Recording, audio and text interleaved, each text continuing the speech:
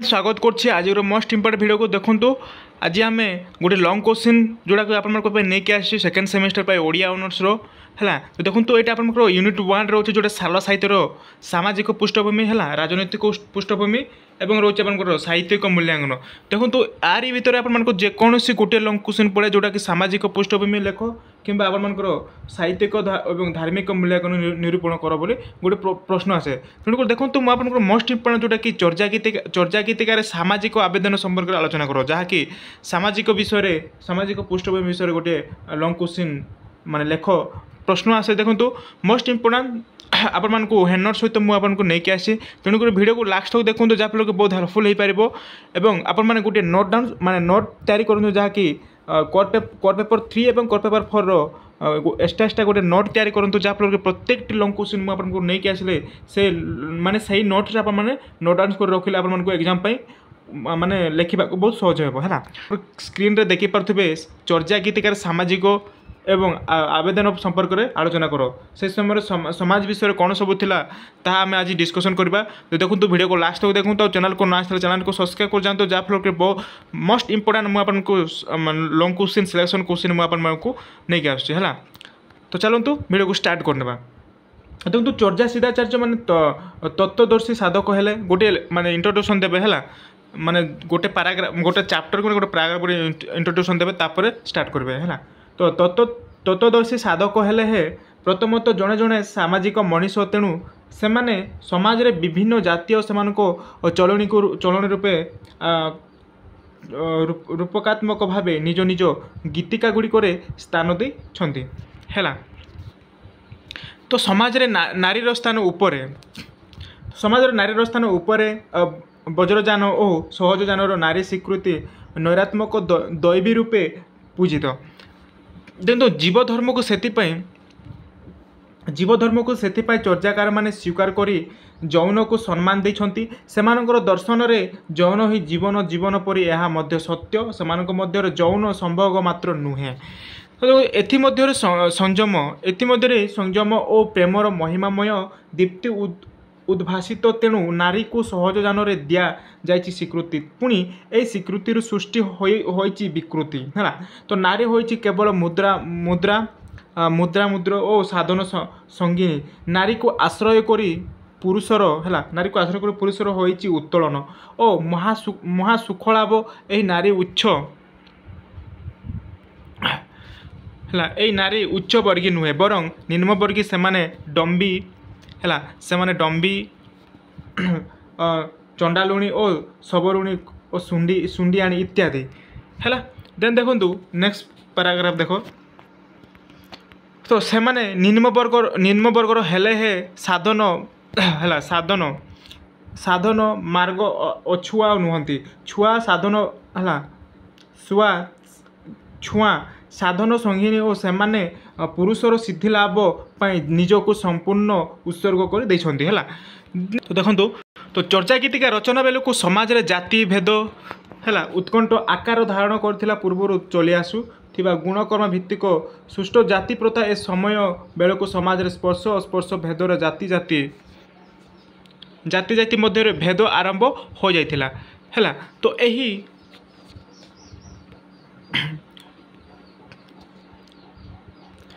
तो देखो यही समाज रे ब्राह्मणी माने होई गले धर्मर नियंत्रा उच्च वर्गर लोक है जो ब्राह्मण थे से उच्च वर्गर लोक निम्न वर्ग को घृणा तथा पापी दृष्टि देखुले है किए जो मैंने उच्च जाति थे जो मैंने ब्राह्मण मैंने से नीच जाति मान को घृणार दृष्टि देखुले। देखो तो कारण से भावना से उच्च वर्गी आर्य आउ निम्न वर्ग थे है। तो देखो तो सिद्धाचार्य सबरी पादर शबर सबरी है शबर सबरी प्रेमचर्या और मृत्युचर्यारू शबर समाजर वास्तव और चित्र देखा मिले। तो सेमानक परियान जीवी हाँ देखो तो परियान जीविका निर्वाह खाद्यपेय जंगल काटी चाष करवा प्राणी और मका मांडिया चना चाष इत्यादि संपर्क में परिचय मिले है। नेक्स्ट देखो नेक्स्ट पैराग्राफ नहीं देखो एतिक आप गोटे माने इंट्रोड्यूशन देला देला बोले देखो ये माने प्रथम माने गोटे पॉइंट देवे है प्रथम पॉइंट देवे देखो से समय समाज को भाया चलुले है गोटे पाराग्राफ गोटे माने पॉइंट देवे जोटा कि उच्च पहाड़ शीर्ष देश सबरी मयूर मयूर मयूर पुच्छ और गुंजमाली परिधान करी प्रकृत कलरे विचरण करे तो शबर और सबरुणी मध्य है प्रेम सत्य केते निबिड़ तो प्रेम से माने परस्पर को पान और कर्पूर खुआई आनंद उपभोग करुले एपरिक जदि प्रेमिक पुरुषटी बाट बणा उन्मत्त है उन्मत्त होइतिला सेथिरु ताकू निवृत्त करी संयमी हेबाकू मध्य प्रेमिका सबरुणी को परामर्श दौतिले है देखु 2 नंबर पॉइंट देवे 2 नंबर पॉइंट देखो सबरी सबरुणी निम्न वर्गर मनीष से माने कठोर परिश्रम करती है तो निजे शबर कुराड़ी रे गछ हाणी कृषि क्षेत्रटीए तैयारी करे सबरुणी से घास बाछे और क्षेत्र को समतुल करे तो से माने मिलित तो होई कपा गछ लगाती पाखरे पाखरे मका गछ भी लगाती मांडिया है मांडिया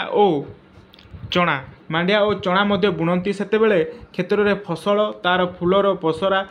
खेलाए से माने प्रमत्त है से माने प्रमत्त हाँ से प्रमत्त हो उठती फसल पाचिले साथी होई है साथी हुई काटी आनी अमल करती है माने काटी आनी अमल करती आनंद रे खाइबे प्रकृति रे कलरे से माने जीवन निर्वाह करती है तो से समय ये समाज को भाया से चलुले है कौ भाया आनंद रोते उपभोग करुले विलासपूर्ण ए 3 नंबर है 3 नंबर पॉइंट देवे देखो बणुआ समाज प्रथा भाव में शबर मूर्ति चलापर दुखिनी सबरुणी निजे 4 खंड बाउंसरे छांचरी बिछाई सब सज्जा करे है नेक्स्ट पैराग्राफ देखो तो तार ऊपर शब को है तार ऊपर शब को रोकी दाह करे है शब दाह पर सबरुणी एटा दाह एटा देखो शब दाह पर सबरुणी 10 दिगपाल को साक्षी रखी पिंडदान करे है कारण तार विश्वास जे तार स्वामी शबर जीवन मुक्ति पाई तार लोक जाई शांति रहिबो है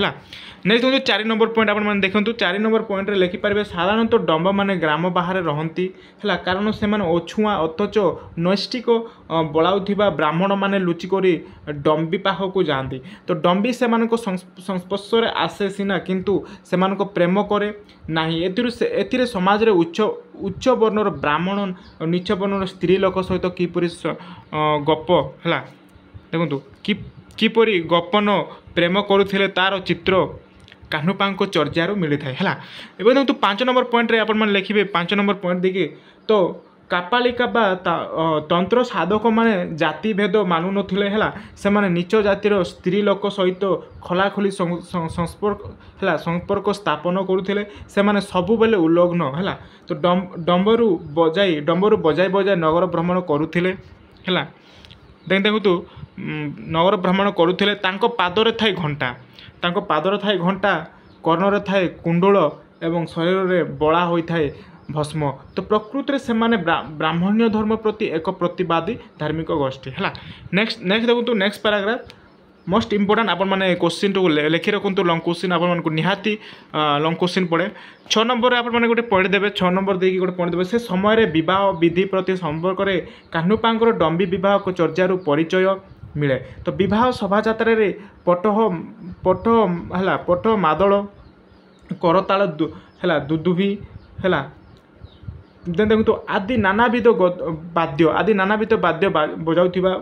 बजाउथिबार वर्णना रही तो बर को मध्य कन्या पिता यौतुक दौतिले है तो विवाह उपलक्षे भोजी प्रदान करा है विवाह उपलक्षे भोजी दि जाऊला किंतु 7 नंबर आप पॉइंट देखे लिखिए 7 नंबर समाज रे चोरी डकायती है देखो तो समाज रे चोरी डकायत जलदस्यों लुंठन और ग्रामर बलवान लोकों अत्याचार रे साधारण लोक किपरि भयभीत हुए तार चित्र गीतिका गुड़िक उपलब्ध या सहित समाज रे पोषा पाली और दाबा दाबा खेलर माती विलास जीवन बिताई थिबार चित्र मध्य देखा मिलता है है। 8 नंबर पॉइंट देवे 8 नंबर पॉइंट देखिए देखो तो दुष्ट बलद जो कृषकर दुर्दशा मूषा जो है गृहस्थर दुख मृग शिकार इत्यादि विषय चर्चा गीतिकार स्पष्ट संकेत मिलता है। 9 नंबर पॉइंट देवे है 9 नंबर पॉइंट देवे चर्चाकालीन समाज रे विभिन्न उपाय जीव और निर्वाह करा व्याधि जीविका निर्वाह और करुला शिकार कर हरिण शिकार करने ताकू हरिण चारि पाखरे जाल बिछाइबा पड़ूला तो भुसुकुम पांको चर्चा 6 यह वर्णित होती है। देखो लास्ट पैराग्राफ आप देखो लास्ट पैराग्राफ टिके रहा एतिक लास्ट हो तो 10 नंबर आप पॉइंट देवे 10 नंबर पॉइंट देखिए आप लिखे से समय है से समय समाज रे संगीत है गानर खूब आदर थिला तो संगीत माने हाँ संगीत माने वाद्ययंत्र बजाई संगीत गान करुले सॉरी जगी माने है जगी माने वाद्ययंत्र बजाई संगीत गान करुले एवं जदिओ चर्चा गीतिका होउछि है चर्चा गीतिका होउछि सहजिया और साधकर सिद्ध तत्वर मार्मिक लिपि तथापि एथिरे वर्णना छल चर्चाकार माने जड़े जड़े समाज और संस्कृति संलग्न मनीष भाव निज अनुभूतिर चित्र को प्रदान करा तो जहाँ भीतर से समाज संस्कारी प्राणता तथा संस्कृति संपन्न मानविकतार परिचय मिलता है। तो यह था मोस्ट इंपोर्टेंट जोटा कि आप लंग क्वेश्चन सामाजिक पृष्ठभूमि कौन थी चर्चा गीतिकार सामाजिक पृष्ठभूमि आलोचना कर ये क्वेश्चन आसे लंग क्वेश्चन तो ये आप लिखिपारे से समय कौन सब माने से व्यवहार करुले कौन सब से जीवन जापन से किभली विलासपूर्ण जीवन जापन कटाऊले ये सबू माने एठारे लेखाई आप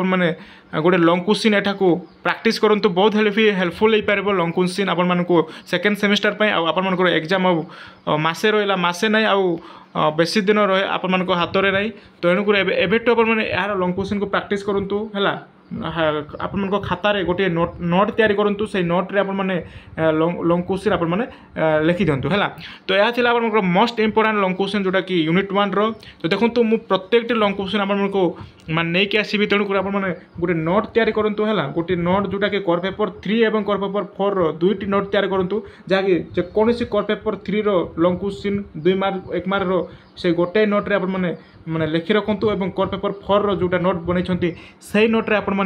समस्त लंग क्वेश्चन जोटा कि कर पेपर 4 रो एवं 2 मार्क 3 मार्क जेकोसी क्वेश्चन आसे से लिखि रखुँ प्रत्येक मुझे क्वेश्चन सहित एसआर आपको नहीं आसबि है। तो देखो तो ये मुझे वीडियो रखुची आशा करुँची आपको वीडियो किसी हेल्पफुल हो पार जदि वीडियो भल लगे तो वीडियो को गोटे लाइक करूँ और चैनल को नुआ चैनल को सब्सक्राइब कर जातु प्रत्येक दिन आम एमती सब नुआ नुआ वीडियो आपको नहीं आसवा है। तो ये वीडियो रखुची धन्यवाद।